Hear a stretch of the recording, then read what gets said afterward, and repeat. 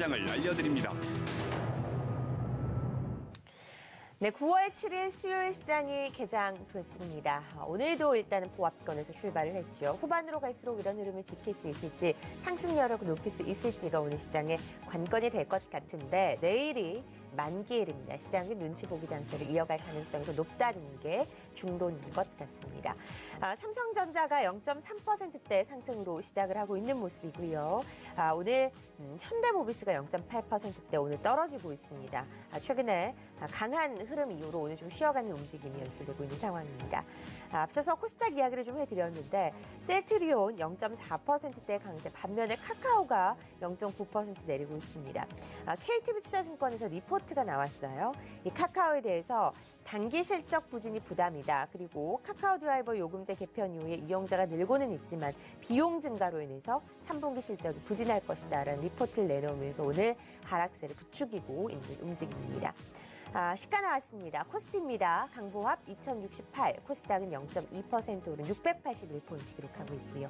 특징주 앞서서 확인해드린 종목 가운데서는 대한항공이 2% 이상 상승세입니다. 어제 부정적인 뉴스가 나오면서 장중에 많이 빠졌다가 밑꼬리를 길게 달고 마무리가 됐었는데 탄력을 받았네요. 오늘 2% 이상 오르고 액면 분할 이후로 급락했던 애경유화도 오늘 1.8%대 반등이 나타나고 있습니다. LG생명각을 좀 봐야 될 것 같습니다. 어제 5%대 상승으로 합병에 대한 기대감 속에서 강세를 기록을 했는데 상승 여력을 지키지 못했습니다. 물론 상승으로 마무리가 됐지만 고가의 흐름을 지키지 못하면서 탄력이 약해졌고 오늘 그런 흐름 좀 이어지면서 2.7% 내리는 상황이 이어지고 있고 반면에 앞서서 말씀드렸듯이 LG화학은 반등이 나타나고 있습니다. 키 맞추기 흐름이 이어질 것으로 예상이 되고 있는 상황입니다. 업종 가운데서는 오늘 코스피 업종 가운데 가장 큰 폭으로 오르고 있는 것은 기계업종이고요. 기계업종 최근 들어서 상당히 움직임 좋습니다. 운수창고, 화학업종이 그 뒤를 잇고 코스닥 시장에서는 역시나 운송업종이 가장 큰 폭으로 오름세, 섬유의류업종이 그 뒤를 잇고 있고요. 통신장비업종도 상승세입니다. 그 가운데서는 KMW, 넥스트바이오홀딩스, 휴맥스 등이 상승세를 기록하고 있습니다. 정경민 팀장님, 오늘 출발하는 시장 포인트 어디서 잡고 계신가요? 아무래도 동시만기일 전일이다 네. 보니까 그 부분을 좀 먼저 좀 파악을 해야 되겠는데 지금 2060, 70을 바라보는 그런 지수입니다. 이거 누가 만들었죠? 예, 외국인이 만들었죠. 외국인들이 이제 원화 강세를 타고 이제 달러 약세를 타고 이제 신흥국 쪽으로 돈이 들어오면서 이제 환차익에 대한 그런 이제 플러스권에 좀 있는 그런 움직임이 나오고 또 우리나라 선물을 사면서 길을 트고 거기에다가 이제 비차익 순매수가 들어오면서 플러스 알파로 삼성전자를 가져가면서 할 수 있는 건 지금 외국인들이 다 하고 있습니다. 근데 지금 동시만기를 앞두고 외국인들의 어떤 우리나라 시장에 대한 뷰가 후퇴를 했다 그러면 12월 물로 롤오버를 시키지는 않았겠죠. 근데 어제 미결제 약정을 보니까 3만 개 약 정도가 좀 늘어났습니다. 다시 말씀드리면 외국인들은 그간 지금 2070포인트를 만들 정도의 어떤 우리나라 시장을 바라보는 그런 시각은 12월 물까지는 일단 이어지고 있다. 그러니까 이 순간까지는 이어지고 있다. 다시 말씀드리면 9월의 금리 인상에 대해서는 크게 염두하고 있지 않다 이렇게 좀 보고 있고요. 그렇게 본다 그러면 우리 시장을 빠르게 올리지는 않겠지만 뒤로 미를 그럴 가능성은 없는 그런 흐름이 나오고 있기 때문에 일단 지수에 대한 신뢰성은 더 높일 수 있는 그런 구간이 아닌가 좀 싶습니다. 그래서 무난하게 지금 롤오버가 될 가능성이 좀 높기 때문에 외국인들 같은 경우에는 비록 오늘 코스피 시작할 때는 지금 마이너스권에 지금 좀 시작을 했지만 그래도 좀 강보합권에서 가져갈 수 있는 그런 명분은 충분한 것 같고요. 그리고 이제 프로그램 비차익 순매수도 이제 서서히 좀 들어오는 걸로 봐서는 지수를 버텨줄 수 있는 그런 힘이 되지 않을까 싶습니다. 일단 오늘 주요 종목 중에서 이렇게 크게 눈에 띄는 종목은 없습니다. 삼성전자가 어제에 이어서 좀 강보합권을 좀 이어간다는 것, 네. 그리고 그간 초강세를 보였던 현대모비스가 오늘은 조금 쉬어간다는 거, 이 정도가 좀 눈에 띄고요. 네이버 대단하네요. 지금 어느덧 85만 원을 좀 두드리고 있는 상황까지 왔고, SK하이닉스, 아모레퍼시픽, 포스코, SK텔레콤 이런 종목들 지금 상승을 해주고 있고요. KTNG와 LG생활건강, SK이노베이션도 1% 남짓한 그런 흐름이 좀 나오고 있습니다. 또 이 현대중공업을 비롯해서 고려아연, 이런 LG전자, 이런 일단 한 단계 후선에 있는 종목들도 강세를 좀 보여주고 있어요. 코스닥 주요 종목 한번 보겠습니다. 코스닥이 조금 난 상황입니다. 어제에 이어서 코스닥도 지금 680선을 어떤 신뢰하는 그런 강도는 조금 올라가지 않나 좀 생각이 들어요. 셀트리온 좀 상승을 좀 해주고 있고요. 메디톡스와 코미팜, SK머티리얼즈, 파라다이스, 휴젤 무난한 상승을 좀 보여주고 있습니다. 코스닥 지수를 좀 버텨주는 그런 원동력이 좀 되는 게 아닌가 좀 싶고요. 업종으로 좀 살펴보면은 거기에서 좀 특징이 되는 종목을 좀 볼 수 있을 것 같습니다. 오늘 기계 업종, 한온 시스템 초강세 계속해서 지금 보여주고 있습니다. 어느덧 12,300원 선 계속해서 지금 시고가를 향해서 지금 달려가고 있고요. 두산중공업, LIG 넥스원, 두산인프라코, 현대엘리베이터, 한미반도체 이런 기계 업종 강세가 좀 눈여겨 좀 볼 필요가 있을 것 같고요. 대한항공과 페노션, 현대상선 이런 운수 창고 업종도 강세를 좀 보여주고 있습니다. 화학업종 어제 G20 회의 종료 후에 좀 사드에 대해서 또 약간 좀 노이즈가 좀 나온 게 아닌가 좀 싶었는데 다행히 화장품 대표 종목들은 지금 플러스권에서 움직이고 있습니다. 아모레퍼시픽, LG화학, LG생활건강, S오일, 효성 이런 종목들 플러스권에 있고요. 롯데케미칼만 소폭 약 보합권에 지금 머물러 있습니다. 또 기대를 하게 했던 게 포스코 같은 이제 철강 금속 업종이죠. 오늘 지금 강세 나오고 있습니다. 포스코, 고려아연, 현대제철, 세아베스틸, 동국제강 시장 대비 좀 강세를 가는 모습을 보여주고 있고요. 코스닥 업종 한번 보겠습니다. 코스닥 네. 업종은 운송 업종에서 좀 강세가 나오는데 한 두 종목 정도 유성 TNS와 3일이라는 종목이 강세가 나오면서 업종이 지금 빠르게 올라가고 있고요. 통신장비, 텔콘이라는 종목 22%의 초강세가 지금 나와주고 있습니다. 섬유 의류 업종에서도 원풍물산, STO 이런 종목들이 좀 강세가 나오는 걸로 봐서는 코스닥 같은 경우에는 좀 편차가 있네요. 좀 개별적인 그런 성격에서 좀 움직이고 있는 그런 게 좀 짙은 것 같고요. 코스피 시장 같은 경우에는 동시 만기를 앞두고 어떤 지수를 묶어놓는 이런 흐름을 좀 찾아볼 수 있겠다. 이렇게 좀 정리를 드릴 수 있겠습니다. 알겠습니다. 출발하는 시장 중계를 좀 해주셨고요. 박창윤 PB께서는 오늘 시장에서 지금 7분여 정도 지났습니다. 어떤 게 가장 눈에 띄시나요? 네, 우선 뭐 양시장 같은 경우에는 큰 이렇게 등락폭은 없는 상황에서 네. 좀 잔잔한 흐름이 오늘도 이어지고 있는 상황입니다. 다만 이제 어제 코스닥 같은 경우에는 기관과 외인 동시 양 매도가 나타났었죠. 그러한 상황에서 코스피의 상대적 강세가 두드러지게 나타났는데 꼭 시소처럼 오늘 하루는 이제 뭐 코스닥, 어제 같은 경우는 코스피 뭐 왔다 갔다 하는 이런 양상이 나타나고 있습니다. 그래서 투자자분들도 많이 헷갈리실 텐데요. 이럴 때일수록 좀 중심을 잘 잡을 필요가 있을 것 같습니다. 자, 오늘 같은 경우는 섹터별로 한번 상승 흐름 한번 살펴보도록 하겠습니다. 오늘 같은 경우 이제 해운 업종이 해운 섹터가 현재 2.97% 상승을 기록하면서 섹터 내 상승 상단을 차지하고 있는데요.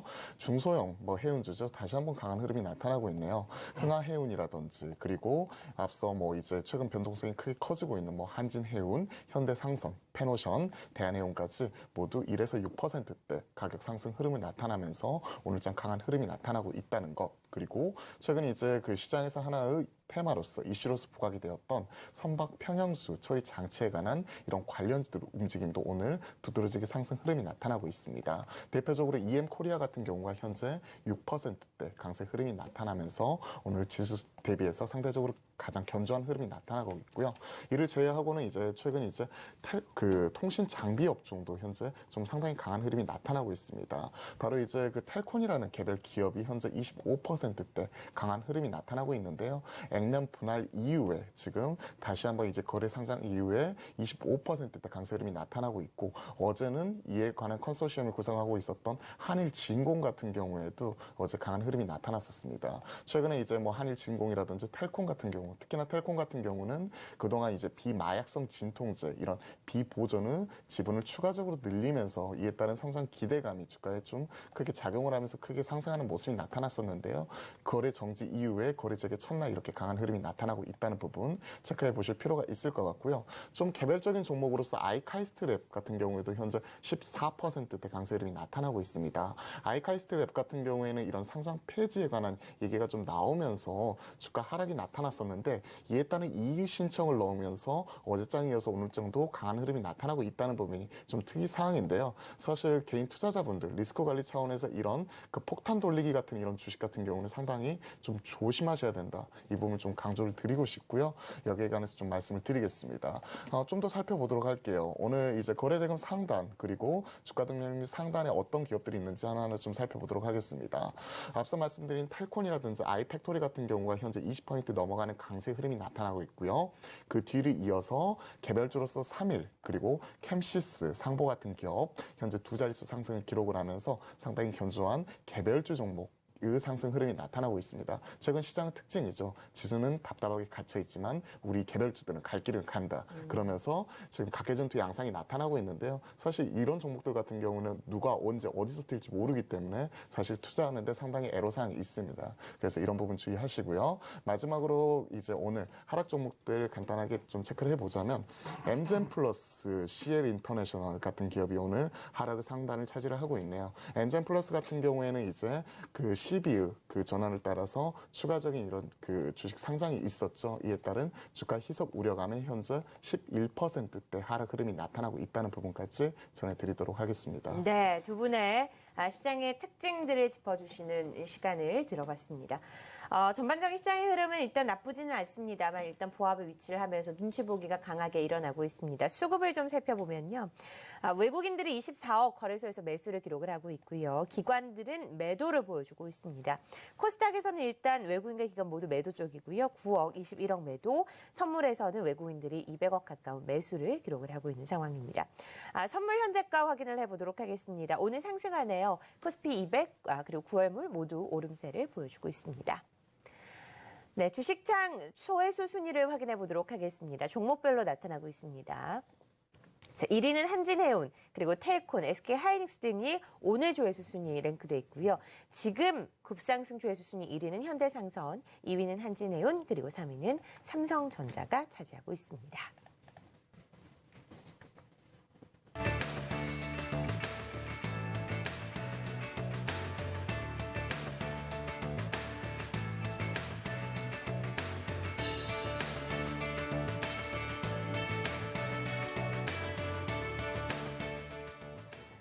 네, 외환과 채권 시장 움직임 체크를 해보도록 하겠습니다. KB투자증권 리서치센터 김상훈 채권팀장 전화 연결돼 있습니다. 안녕하세요. 네, 안녕하십니까? 네, 오늘 원달러 환율이 급락세를 기록을 하고 있습니다. 네. 어떻게 봐야 됩니까? 전일 NDF 시장에서도 10.22원 큰 폭으로 하락하면서 이제 1,100원을 하회하면서 1,095.2원으로 마감을 했고요. 지금 서울 외환시장 현물시장 스팟에서도 지금 전일 대비 12.4원 하락한 1,092.8원이고 개장은 1,093.5원으로 했습니다. 1,100원을 뭐 단번에 하회하면서 시작을 하고 있는데요. 일단 간밤에 이제 미국 그 ISM 서비스업 지수가 지난주에 발표된 이제 ISM 제조업 지수에 이어서 또 부진하게 발표되면서 ISM 제조업 지수 같은 경우는 그 기준선 50을 다시 이제 6개월 만에 하회를 했고요. 서비스업 지수도 55 지난달에 55 수준이고 이번 달도 뭐 그 정도는 나오지 않을까 했었는데 이제 예상을 하회하면서 51 수준으로 발표가 되면서 미국 금리 인상 확률이 이제 큰 폭으로 낮아졌습니다.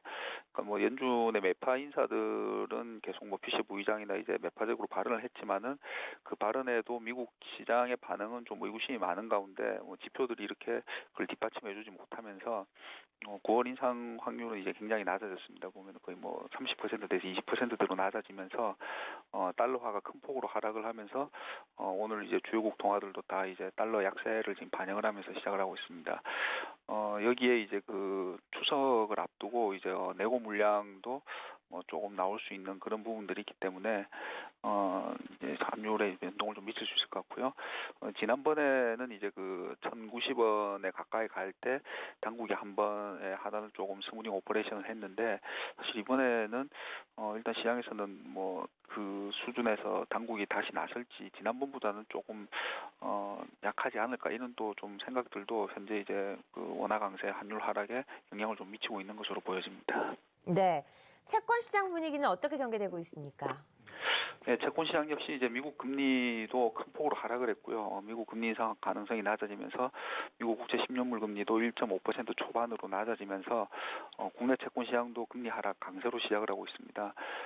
국채 선물 같은 경우에 지금 이제 6틱 정도 강세로 시작을 하고 있고요. 국고채 3년물 금리가 그 미국 금리 인상 가능성이 부각이 9월 인상 가능성이 부각이 되면서 이렇게 되면 우리가 이제 인하를 못하는 것이 아니냐 이런 그 인식 때문에 국고채 3년물 금리가 기준금리 1.25랑 역전이 되어 있다가 이 부분이 해소가 됐습니다. 1.2% 후반까지 올랐다가 지금 다시 이제 내려가고 있고요. 다만 이제 여기서 금리는 조금 하락하다가 이번 주 금요일 이제 그 금통위를 앞두고 다시 조금 금통위 이제 확인 장세가 진행이 될 것으로 보여지고요. 그 미국 금리 인상이 이제 국내 금리 인하를 좀 제약을 하고 있지만 또 국내 내부적인 요인으로는 가계 부채 때문에 좀 인하를 못하는 것이 아니냐 이런 요인들도 있습니다. 물론 이제 이번에 그 부동산 대책에서 사실 가계 부채는 좀 미시적으로 대응을 해야 되는데 그런 정책이 그랬다가 이제 또 경기가 이제 좀 둔화될 수 있기 때문에 그런 정책이 나오지 않으면서 좀 금리 인하가 제약되는 것이 아니냐라는 부분이 있었기 때문에 이번 금통위에서 좀 확인이 필요할 것으로 보여집니다. 네, 채권 시장의 움직임까지 확인해봤습니다. KB투자증권 김상훈 채권팀장이었습니다. 고맙습니다. 네, 감사합니다. 네, 오늘 시장 우리 이제 본격적인 토크 주제로 만나보도록 하겠습니다. 어떤 것에 대해서 이야기를 해볼까요? 첫 번째 주제 화면으로 만나보시죠. 이제 다시 불붙는 유통대전 신세계 스타필드 하남이 9일 개장되는데 이제 신세계가 유통의 대거로 떠오를 수 있을지 여부를 좀 확인을 해보도록 하겠습니다. 박창윤 PB님, 일단 많은 분들이 기대를 하고 있어요. 네, 그렇죠. 보니까 정말 어마어마한 규모더라고요. 일단 개요부터 좀 설명을 해주시죠. 네, 그렇죠. 이제 이번 주 금요일 날 정식 개장을 하게 됩니다. 정식 개장 이전에 예비 개장 때 이제 많은 분들이 그쪽을 다녀오셨는데 그 규모가 어마어마하다고 하더라고요. 그래서 이런 신세계 유통 전략 전반에 대해서 한번 좀 말씀을 드리도록 하겠습니다. 그동안 신세계 그룹 하면 신세계 백화점과 이마트 이런 양대 산맥으로 나눠 있었죠. 여기에 이제 스타필드라고 하는 이런 초대형 복합 쇼핑몰을 통해서 이제 그 이마트를 잇는 추가적인 신세계 그룹의 야심작으로서 좀 하나의 시장에 큰 화두를 던지지 않을까 좀 이렇게 생각을 해보고 있습니다. 우선 그 신세계 그룹에서는 이런 스타필드 이쪽을 2021년까지 매년 하나씩 이렇게 낸다고 하죠. 연면적 10만 제곱미터가 넘는 어마어마한 이런 초대형 복합 쇼핑몰입니다. 이게 교회에 이렇게 생기면서 이제 교회로 나가는 이런 가족 나들이객 이쪽을 대상으로 인해서 추가적인 이런 그 유통의 새로운 패러다임을 제시할 것으로 바라보고 있는데요. 그 시작점, 바로 그 신호탄이 바로 이번 주 금요일 스타필드 하남으로부터 시작이 됩니다. 그 규모는 엄청나다고 합니다. 46만 제곱미터. 축구장 크기가 무려 70개라고 해요. 감이 얼마만큼 큰지 저도 감이 상상이 안 가는데요. 네. 이에 따른 이제 국내 최대 크기로서 이런 인증을 통해서 이런 그 기록을 등재하고 있다고 하니까 그냥 시간이 된다면 저도 꼭 이쪽을 가보고 싶습니다. 보니까 이제 건물 옥상에 수영장이라든지 스포츠 시설 이런 것들 입점을 통해 가지고 단순히 이런 고객들이 쇼핑만 하는 게 아니라 이제 하나의 문화 공간으로서 이제 그 자리매김할 것으로 지금 그 시장에서는 좀 기대가 되고 있고요. 이게 신세계가 그동안에 52주 신저가를 계속해서 경신하면서 안 좋은 흐름이 나타났었는데 8월 말 이후에 좀 이제 저점을 높여가면서 다시 한번 이렇게 좀 전환하는 모습이 나타나고 있는데 이게 하나의 모멘텀이 되지 않을까 저는 개인적으로 이렇게 바라보고 싶고요.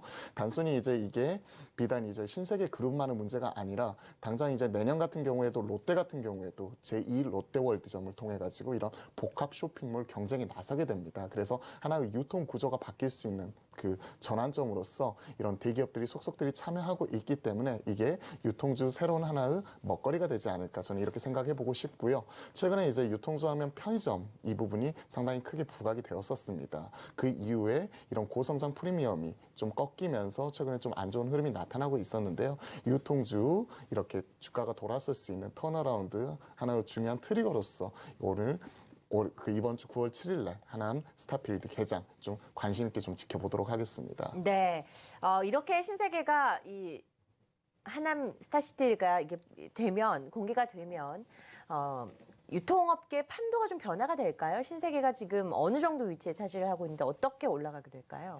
네, 그렇죠. 사실 신세계 같은 경우에는 그동안에 이제 양강구도였습니다. 신세계 백화점, 그리고 이제 이마트. 최근에 이제 이를 타개하기 위해서 트레이더스라는 하나의 그런 SSM을 가지고 왔는데 시장 골목상권 침해라는 이런 논란이 있으면서 좀 유통구 주도권 자체가 좀 약간 많이 이렇게 뺏기는 모습이 나타났었죠. 반면에 최근에 현대 백화점 그룹 같은 경우에는 뭐 한섬 인수를 통해서 이런 자체 브랜드 사업을 확대, 그리고 리바트를 통한 이제 가정 내 이런 인테리어 사업의 확대까지도 같이 모색하면서 신세계가 좀 줄어드는 와중에 현대백화점 그룹이 좀 치고 올라가는 모습이 나타났었거든요. 이런 그 무게추가 다시 한번 이런 스타필드라고 하는 신세계 그룹의 야심작을 통해서 다시 한번 그 주도권을 신세계 그룹이 가져갈 수 있을 것으로 좀 바라보고 싶고요. 이게 단순히 이제 일회성 요인으로서 끝나는 게 아니라 매년 2021년까지 매년 이렇게 하나씩 생기기 때문에 그 신세계 그룹이 이마트를 잇는 결정적인 한 방으로서 좀 스타필드가 작용하지 않을까 좀 전 개인적으로 이렇게 바라보고 싶습니다. 알겠습니다. 신세계 스타필드와 관련해서 정경민 팀장님의 의견도 궁금한데요. 유통주 전반을 다뤄보죠. 광고를 보는 것 같아서. 네. IR이나 광고를 보는 것 같아서. 신세계 롯데와 약간 뭐랄까요? 뭐 이런 말씀드리기 전에 약간 명운이 좀 갈리는 그런 좀 분위기가 있습니다. 롯데 우리 과거에 이제 경영학 관련돼서 케이스 스터디를 하더라도 일본식의 롯데와 미국식의 신세계 이렇게 해서 좀 대조를 하면서 케이스 스터디를 했던 기억도 좀 나고 있는데 결론만 말씀드리면 스타필드가 가동이 된다고 한들 주가에는 큰 영향을 미칠 것 같지는 않습니다. 그 축구장 70개 규모의 그런 기본적으로 매몰 비용이나 그리고 또 초기에 들어왔던 비용 거기에 대해서 손익분기를 넘어서려면 이게 1, 2년 가지고 손익분기를 넘어설 수 있는 게 아니거든요. 그리고 그 위치를 보시면은 이제 기존에 있었던 시내가 아니라 상당히 이제 조금 이제 외곽 쪽으로 좀 자리를 잡고 있죠. 아무래도 이제 큰 면적을 내야 되기 때문에 그런 선택을 했던 것 같은데 최근 들어서 보시면은 우리나라의 그 소비 여력이 상당히 좀 가파르게 떨어지고 있어요. 지금 돈 벌어서 다 빚 갚고 있기 때문에 소비자들이 우리나라가 이제 소비의 여력이 계속해서 좀 떨어지고 있는 상황에서 일단 유통업체들의 등치만 키우는 이런 것들만 계속되는 게 아니냐라고 좀 이렇게 의심의 눈초리를 좀 보는 그런 상황도 있는데 저도 일리는 있다는 좀 생각을 좀 가지고 있습니다. 이게 한두 푼 들어가는 그런 사업도 아니고 이게 딱 하나만 내는 것도 아니고 이제 거점마다 낸다는 이런 것이기 때문에 사실 이마트 같은 경우에는 거의 신의 한 수에 가까운 미국식 그런 대형 마트를 이제 표방을 하면서 했던 상당히 좀 성공적인 사례이긴 하지만 이런 이제 복합 쇼핑몰 같은 경우에는 결국 어느 정도 이제 사람을 끌어들이고 어느 정도 이제 소비의 어떤 여력이나 소비의 그런 충성도를 높일 수 있는 이제 그런 이제 컨텐츠가 있느냐에 따라 좀 달라질 수 있겠지만 일단 너무 큰 비용이 좀 들어가고 있고 그것 때문에 주가가 빠졌다고 해도 저는 과언은 아닌 것 같아요. 그래서 스타필드의 어떤 개장은 신세계 주가에는 저는 중립적으로 좀 바라보고 싶고요. 일단 유통업은 전체적으로 전반적으로 이제 우리나라의 그런 소비 성향이 많이 좀 하락을 하고 있기 때문에 시장 대비 강세를 가기 위해서는 어떤 밸류에이션이나 어떤 다른 요인이 좀 필요할 것 같아요. 실적적인 면으로 크게 돌려 세울 그런 여력은 좀 크지 않게 보고 있기 때문에 글쎄 시장 비중, 시장 수익률 정도 중립적으로 좀 접근하시는 게 맞지 않나 이렇게 좀 말씀을 드리고 싶습니다. 영등포가 유통의 요지라는 이야기 많이 하잖아요. 이제 계약 만료가 다가오고 있고 영등포 롯데와 관련해서 신세계와 롯데의 또 싸움이 계속해서 일어나고 있습니다. 유통과 관련해서는 이 두 기업의 항상 전쟁이었어요. 네. 백화점을 오픈할 때도 전국적으로 항상 이슈가 있었는데 이번 하남 스타필드 개장으로 인해서 유통업계의 변화가 어떻게 나타날지 우리 좀 지켜볼 필요가 있을 것 같습니다. 자, 두 번째 토크 주제 만나보도록 하겠습니다. 화면으로 만나보시죠. 부진한 제약 바이오주 반등은 언제쯤이라는 제목입니다. 많은 분들이 궁금해하는 요지인 것 같아요. 정경민 팀장님, 가는 바이오주들은 갑니다만 못 가는 게 한 90% 되는 것 같아요. 어떻게 봐야 되나요, 제약 바이오는? 결론부터 말씀드리면 9월 추석은 지나야 된다. 4분기에 접어들어야 되지 않을까라고 이제 먼저 좀 말씀을 드리겠고 그것도 과거와 같은 그런 잔상에 의한 막연한 그런 이제 기대감보다는 어느 정도의 좀 반등 이 정도만 우리가 좀 기대를 할 수 있는 게 아닌가 싶습니다. 사실 삼성전자가 어떻게 되든 지수가 어떻게 되고 외국인 수급이 어떻게 되든 시청자 여러분들의 대부분의 관심은 이제 이런 제약주, 바이오주 이런 쪽에 좀 많이 좀 소위 말해서 물려 있는 이런 부분이 좀 많으실 것 같은데 연기금들과 외인들이 이제 막연하게 성장주였던 제약과 바이오에 좀 잠정적으로 매도를 좀 하고 있는 거죠. 현재 시장이 이제 장기적인 그간 이제 제약과 바이오가 올랐었던 가장 기본적인 그런 이제 기조적인 현상이 이제 저금리였는데 그게 이제 조금 흔들릴 수가 있으니까 미국에서 금리 인상이 나올 수도 있으니까 거기에 대해서 불확실성이 부각되면서 지금 전 세계에 있는 제약주들 특히 이제 미국 같은 경우에는 바이오주도 이제 큰 제약주로 들어가니까요. 이렇게 좀 놓고 본다면 거의 이제 두각을 나타내는 기업이 거의 없는 그런 현상을 좀 나타내고 있습니다. 미국 시장은 특히 이제 제약주 같은 경우는 상당히 좀 약세를 보이고 있어요. 얼마 전에도 한번 소개를 해드렸지만, 일단 미국 민주당에서 공약으로 약가 인하를 강력하게 시행을 하겠다 이런 얘기가 나오면서 사실 이제 IT와 그런 이제 흐름이 좀 바뀌었던 부분이 좀 있습니다. 그렇기 때문에 외국인들 같은 경우에는 국내 시장에서 역시 이제 제약에 대한 섹터의 비중을 축소를 했고 당연히 기관들도 그걸 따라하면서 지금 받아줄 수 없는 개인들이 더 이상 받아줄 수 없는 그런 수준이 오다 보니까 속절없이 주가가 좀 밀렸던 게 아닌가 싶어요. 애초부터 계산이 나오기 힘들었던 그런 부분이 없지 않아 있습니다. 저는 4분기 9월 이후에야 가능하다고 좀 놓고 보는 게 일단 9월에 금리 인상이 없다는 게 확실하게 좀 넘어가야 되고 그러면 이제 한 10월, 11월, 12월에 금리 인상 이런 얘기가 나오기 전까지는 어느 정도 좀 시간이 좀 벌어질 수 있으니까 그 부분에서 어느 정도 좀 반등을 좀 기대해 볼 수 있을 것 같고요.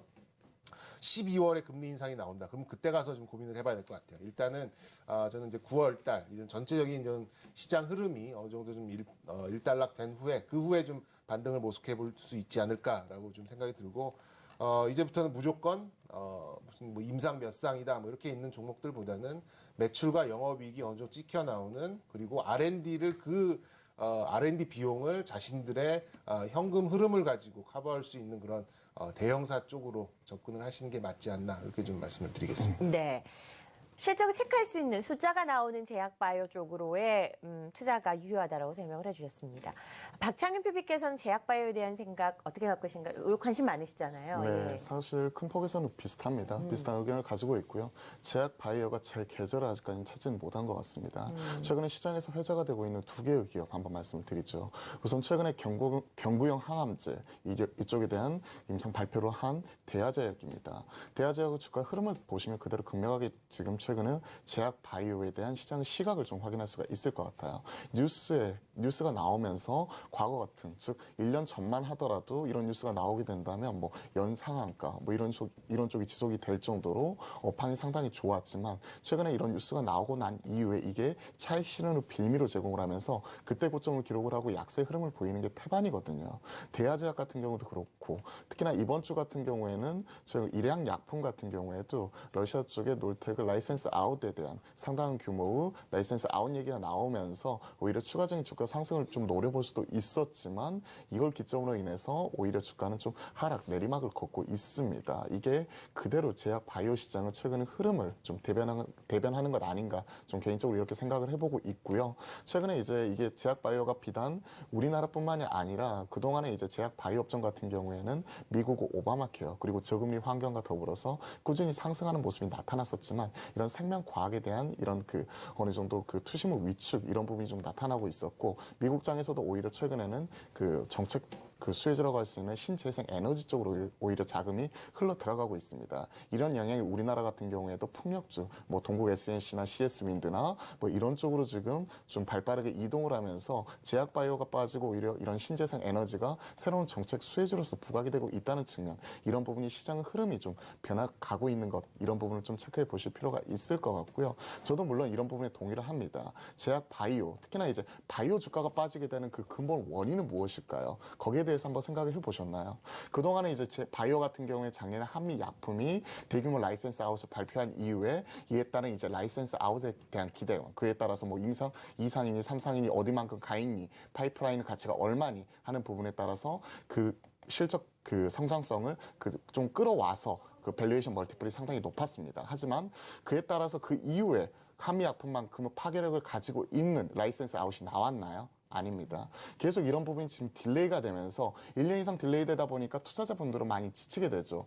오늘 나온다, 내일 나온다. 한미약품 같은 경우에도 추가적인 라이센스 아웃 나온다는 얘기만 저는 한 3개월 전부터 매주 듣는 것 같아요. 근데 거기에 따른 라이센스 아웃이 안 나가니까 거기에서 지친 투자자들이 새로운 먹거리를 찾아서 최근에 IT 반도체, 실제 가시성이 뒷받침되는 화장품 이런 쪽으로 많이 흘러들어가고 있는 거죠. 그래서 이런 분위기의 반전, 쇄신이 필요한데 아직까지는 강력한 한방이 없다는 거, 이런 부분이 제약 바이오의 약점인 것 같고요. 조속히 이런 부분이 좀 나오면서 투자자분들이 많이 물려있는 제약 바이오 업종이 다시 한번 비상하기를 좀 바라보고 싶습니다. 네. 박찬임 PB의 말씀대로 이 굵직한 이벤트들이 나오지 않고 있습니다. 작년 그리고 올 초까지만 해도 라이센스 아웃이라는 기대감이 상당히 컸던 종목들이 많았는데 조금 좀 수그러진 감이 없지 않아 있어요. 이게 활성화될 때의 타이밍을 좀 노려보는 것도 좋을 것 같습니다. 토크 주제 확인해 봤습니다. 자, 이 시각 특징주 정리해 드리도록 하겠습니다. 오픈 스튜디오 최민지 캐스터입니다. 네, 개장 특징주입니다. 전날 급락했던 조선주들 오늘은 일제히 반등에 나서고 있습니다. 특히 흥하해운의 강세가 눈에 띄고 있는데요. 전날은 4% 이상 빠졌죠. 오늘은 11%까지 상승하면서 전일의 낙폭을 모두 회복하고 있는 모습 보이고 있습니다. 또 이어서 SK하이닉스가 실적 호조 전망에 상승하면서 오늘 신고가를 경신했습니다. 이 스마트폰 수요 회복이 실적을 개선할 것이라는 전망인데요. 현재 1.8% 상승하면서 38,700원 선 지나고 있습니다. 텔콘도 액면 분할 소식에 급등하고 있습니다. 상한가 근접하다가 상승폭은 다소 축소하고 있는 모습인데요. 그동안 액면 분할로 인한 변경 상장으로 거래가 정지됐었는데 거래 재개되자마자 급등하는 모습 나타내고 있습니다. 이어서 화이브라더스 역시 상승 출발하고 있습니다. 화이브라더스는 전날 특수효과 전문 업체 매드맨포스트를 인수합병한다고 밝혔는데요. 이 사업 영역 확대를 위한 첫 인수합병 소식에 현재 상승세를 나타내다가 다시 하락세로 좀 반전을 하고 있는 모습입니다. 현재 2% 가까이 1.64% 하락하고 있는 모습이고요. 9,560원 선 지나고 있습니다. 마지막으로 덱스터 살펴볼게요. 덱스터는 영화의 특수 효과를 제작하는 업체인데요. 다른 업체와는 달리 일감의 75% 이상을 중국 영화가 차지하고 있기 때문에 이 사드의 영향에서도 자유로울 것이라는 분석입니다. 오늘 4%가량 상승하면서 25,000원 선 터치를 하고 있습니다. 지금까지 개장 특징주 전해드렸습니다.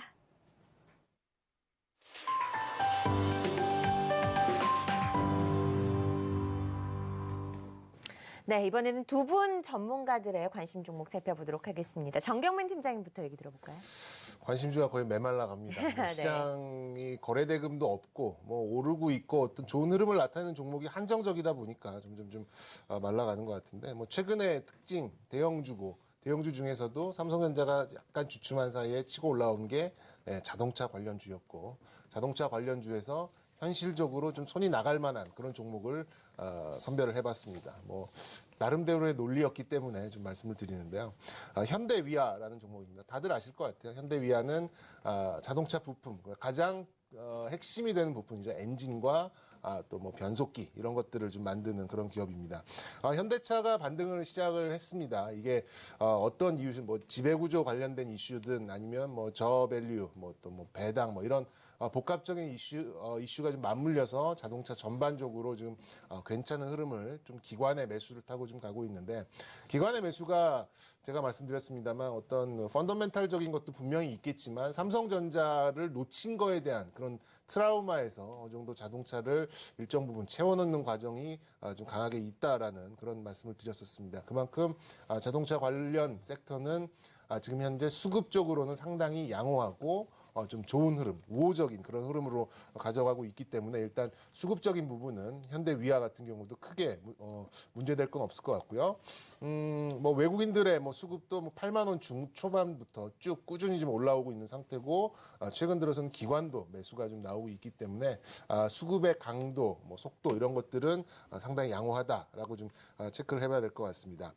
밸류에이션 뭐 자동차 관련 종목들 뭐 다 그렇지만 뭐 현대차 뭐 5배, 6배, 모비스 6배, 7배 뭐 이런 정도 수준이다 보니까 자동차 관련된 핵심 그런 기업들은 다 이 정도 수준입니다. 뭐 PBR도 0.76배 뭐 이 정도면은 사실상 뭐 낮은 그런 밸류에이션으로 볼 수 있는데 지금 중요한 것은 이제 실적 부분이죠. 뭐 한때 잘 나갈 때는 5천원대 중반의 영업이익을 냈던 그런 흐름도 좀 나타냈습니다만, 뭐 최근 들어서는 뭐 3천억대까지 좀 떨어지긴 했어요. 근데 추후 뭐 이런 엔진이 뭐 다운사이징 되는 만큼 더 높은 출력을 또 요하는 이런 기술적인 부분이 상당히 좀 높기 때문에 어느 정도 이제 엔진에 대한 그런 이제 부가가치 마진은 더 가져갈 수 있는 부분이 충분히 있기 때문에 올해, 내년, 내후년 뭐 차츰차츰 뭐 연간 한 1,000억 내외 그런 상승은 이루어질 걸로 좀 봐지고 있습니다. 그렇게 본다 그러면 실적적인 부분도 우리가 좀 기대해 볼 수 있는 부분이고요. 마지막으로는 지배구조 이슈입니다. 일단 순환고리에는 좀 빠져 있어요. 뭐 상당히 좀 비껴나 있는 그런 부분이긴 하지만 이 현대위아의 어떤 지분 구조를 보는 현대차, 기아차, 정유성 배장 이렇게 주요 주주가 좀 구성되어 있었는데 어느 정도 싸질 필요는 없는, 그러니까 어느 정도 좀 비싼 값어치를 가져가야지만 좀 유리한 그런 구조로 가는 그런 기업 중에 하나임은 분명한 상태가 아닌가 싶습니다. 그래서 현대차, 현대모비스 지금 달려가고 있는 그런 상태이기 때문에 핵심이 되는 부품 또 이런 자동차 계열사 중에서 가장 비싼 높은 마진을 가지고 있는 그런 부품을 만드는 회사이기 때문에 충분히 현 가격대에는 좀 기대를 해볼 만하다라는 논리에서 실적, 수급, 밸류에이션 모두 양호하다라는 결론과 함께 오늘 현대위아 말씀을 드렸습니다. 네, 현대 위아에 대해서 오늘 자세하게 살펴봤습니다. 박창윤 PB의 종목도 한번 확인해 볼까요? 네, 오늘은 완전히 좀 새로운 종목을 좀 가져와 네. 봤습니다. 개인적으로 이제 장기 추적하고 있는 종목이에요. 지난 3년 동안 계속 IR 같은 경우도 한 대여섯 차례, 탐방 같은 경우에도 꾸준히 지금 진행을 하면서 장기 추적하고 있는 관심 종목인데요. 오늘은 오이솔루션 좀 말씀을 드리겠습니다. 시장에서 그렇게 관심을 갖고 있지 않는 종목입니다. 하지만 개인적인 관심으로서 꾸준히 추적하고 있는 장기 가치주로서 오늘 말씀을 드리겠습니다. 오이솔루션 하면 이제 그 트랜시버라고 하죠. 트랜스미터와 리시버 합성어인데요. 이런 트랜시버 시장에서 국내 1위, 한 세계 11위권은 통신 장비 회사입니다. 이 트랜시버가 어디에서 사용이 되냐면요. 그 중계기 같은 경우에 중계기 이쪽에 이제 꼽아가지고 광 신호를 전기 신호